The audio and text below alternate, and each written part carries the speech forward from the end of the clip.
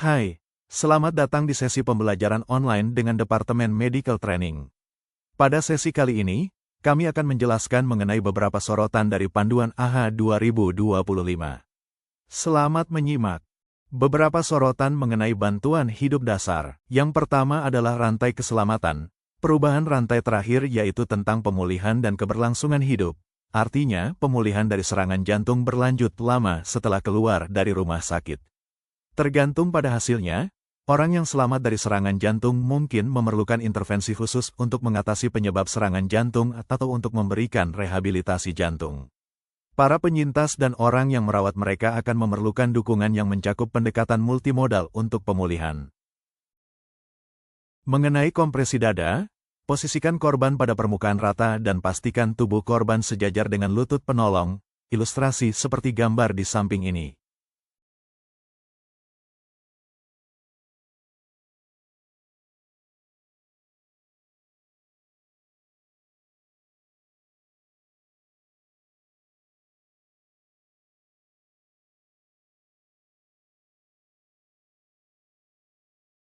Berikan ventilasi dengan volume tidal yang cukup sampai dada terlihat mengembang. Hindari hiperventilasi di mana volume terlalu sedikit, atau hiperventilasi di mana volume terlalu berlebihan.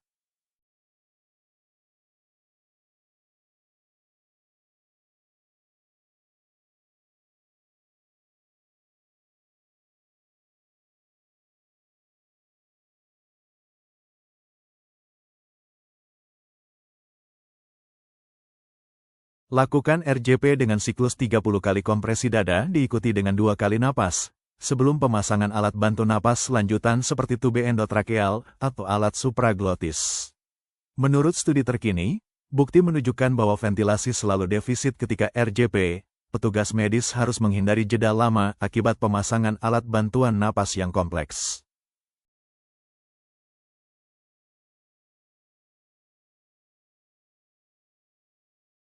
Pemasangan pads AED dapat anterolateral yaitu, tempelkan di kanan atas dan kiri bawah tubuh korban tepat di bagian rusuk paling bawah.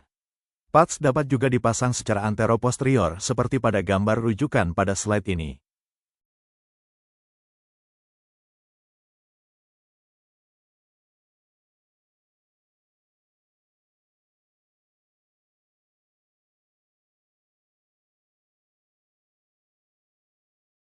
Pemasangan pads AED pada pasien wanita dilakukan dengan cara mengatur posisi pakaian dalam, tidak perlu untuk membuka bra wanita ketika pemasangan. Opsi ini disesuaikan, agar korban wanita dan anggota keluarga merasa nyaman dengan tindakan medis yang perlu dilakukan di tempat terbuka atau umum.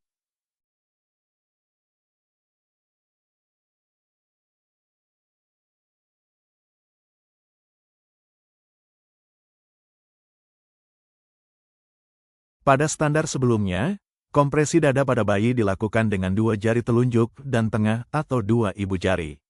Pada standar 2025, kompresi dada dilakukan dengan teknik 2 ibu jari atau 1 pangkal telapak tangan, pastikan kedalaman kompresi 4 cm.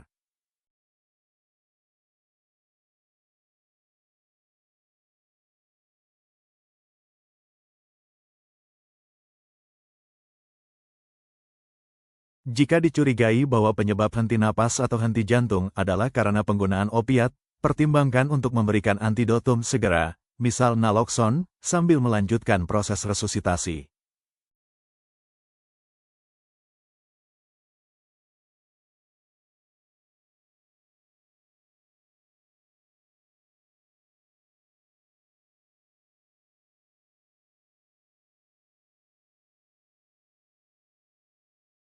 Berikan opiat antagonis, misal naloxone, untuk pasien dewasa atau anak dicurigai keracunan naloxone sambil melanjutkan RJP jika kondisi henti jantung atau bantuan rescue breathing untuk kondisi henti napas.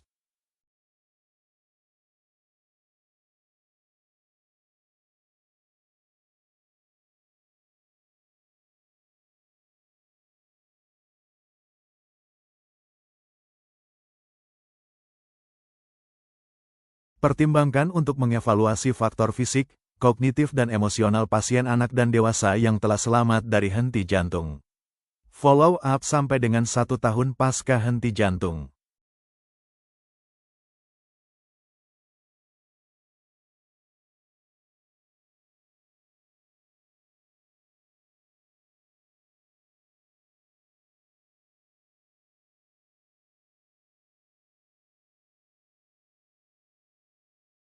Untuk penanganan obstruksi jalan napas atau tersedak pada korban di atas 1 tahun sampai dewasa, lakukan 5 kali tepuk punggung dan 5 kali penekanan perut. Lakukan prosedur ini secara bergantian sampai objek keluar dari jalan napas atau korban menjadi tidak sadar. Jika korban tidak sadar, lakukan RJP.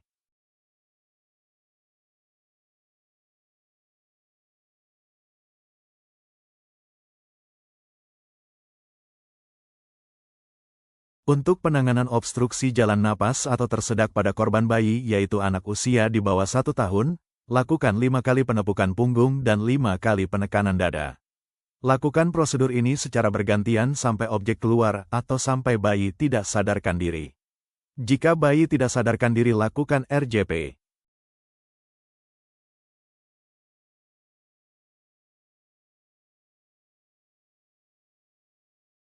Diperlukan adanya pelatihan tambahan tentang bekerja sama secara tim dan kepemimpinan untuk mendukung suksesnya proses resusitasi.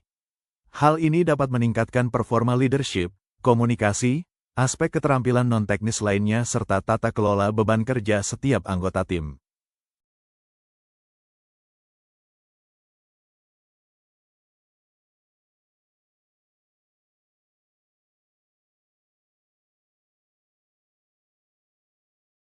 Menurut data AHA, lebih dari 40.000 anak di seluruh dunia mengalami stroke, dan tanda gejalanya terkadang tidak nampak begitu jelas dan terabaikan, akibatnya penegakan diagnosa menjadi lebih lambat.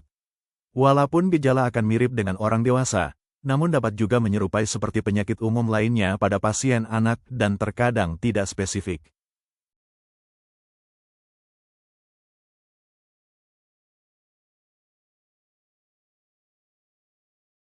Menurut AHA, 800.000 orang dewasa di Amerika mengalami stroke per tahunnya. Pengkajian awal stroke dengan metode FAST dapat sangat efektif dilakukan oleh tenaga medis, penolong pertama atau anggota keluarga di rumah, karena sangat mudah untuk dilakukan. Jika ada waktu, tenaga medis yang merespons di pra-rumah sakit dapat juga melakukan pengecekan gula darah kapiler segera, selama hal ini tidak menunda transport pasien ke rumah sakit. Untuk pertolongan terhadap kejang, SPGDT harus diaktifkan jika kejang lebih dari 5 menit, tidak ada periode sadar di antara serangan kejang berulang, kejang terjadi ketika korban di dalam air, kejang disertai kesulitan bernapas, kejang pada bayi kurang dari 6 bulan, kejang pada masa kehamilan, serta korban setelah kejang yang tidak kembali sadar setelah 5-10 menit.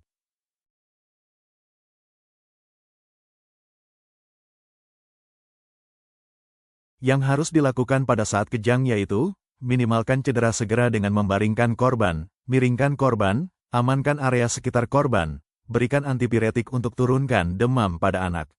Tidak memasang pengekang, restrain, pada korban dan tidak memasukkan sesuatu ke dalam mulutnya selama kejang dan setelah kejang jika kondisi masih tidak sadar.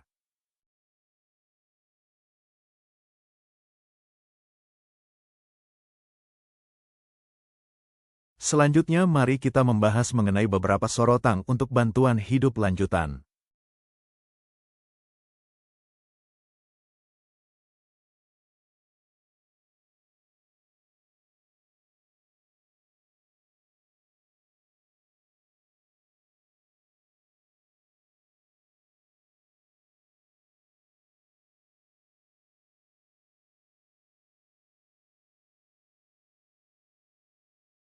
Pada algoritma kardiak arrest, perbedaan adalah pada irama asistol atau PA. Setelah pemberian obat vasopresor dosis pertama dan RJP dilanjutkan selama 2 menit, jika irama menjadi shockable, maka langkah selanjutnya adalah ke box 5. Sementara di standar sebelumnya ada 2 pilihan, yaitu ke box 5 atau 7.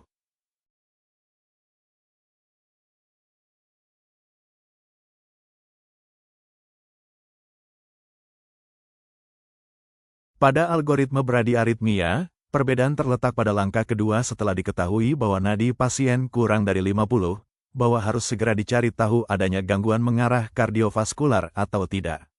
Jika tidak, maka lanjutkan proses identifikasi dan atas penyebabnya. Jika ya, maka lanjutkan proses pengkajian dan support. Jika kondisi persisten, maka langkah-langkah pengobatan atau support TCP akan diputuskan.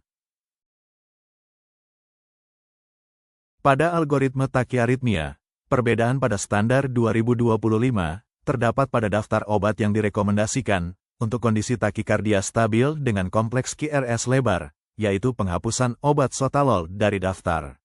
Sementara obat prokainamid dan amiodaron masih direkomendasikan.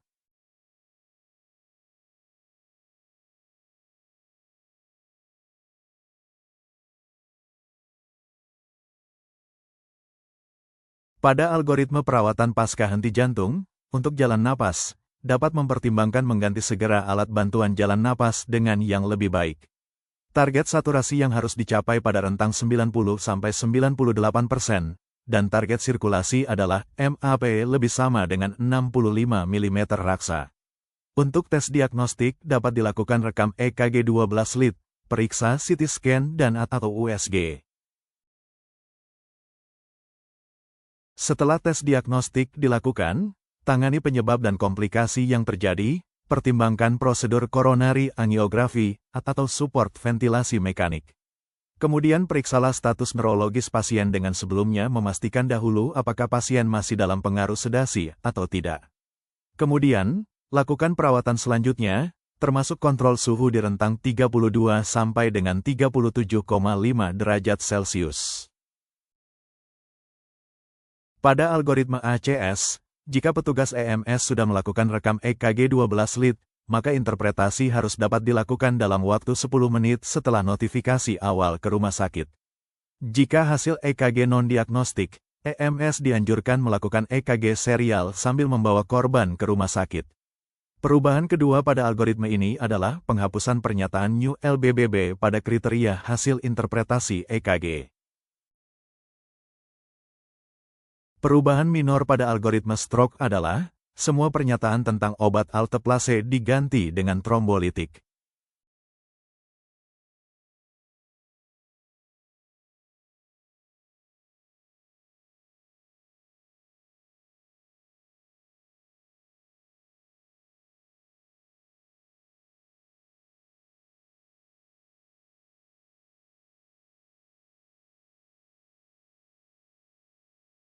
Kontrol suhu tubuh pasca henti jantung pada suhu normodermik yaitu pada rentang 32 sampai dengan 37,5 Celcius. Pertahankan kontrol selama 36 jam terhadap korban dewasa yang tidak berespons terhadap perintah verbal setelah ROSC.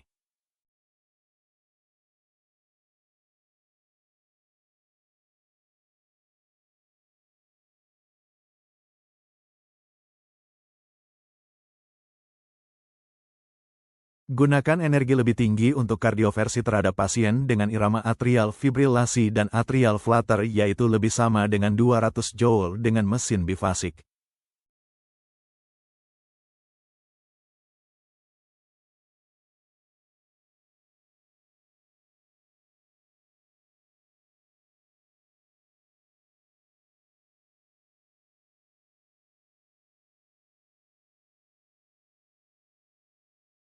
Hindari hipotensi pada pasien ROSC, jaga MAP di 65 mm raksa.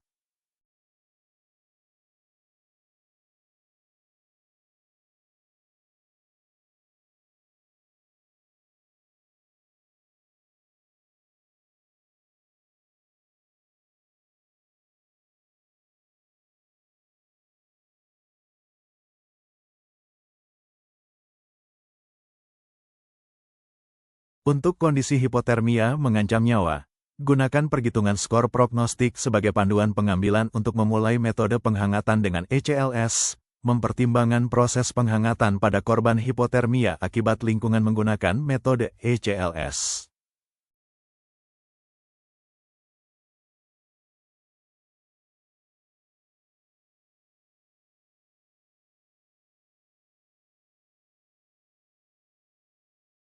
Untuk kondisi hipertermia mengancam nyawa, berikan kompres dingin dengan merendam tubuh pasien dengan air es pada suhu 1–5 derajat Celcius.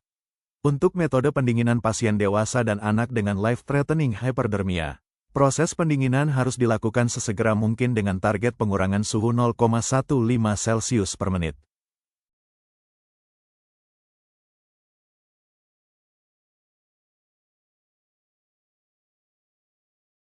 Untuk kondisi henti jantung pada masa kehamilan, lakukan persalinan dalam waktu 5 menit setelah ibu dinyatakan henti jantung sambil melanjutkan resusitasi. Jalankan protokol transfusi masif pada ibu yang diresusitasi yang tidak berespons terhadap protokol pemberian cairan standar. Posisikan abdomen ibu ke kiri, left lateral uterine displacement, ketika melakukan RJP.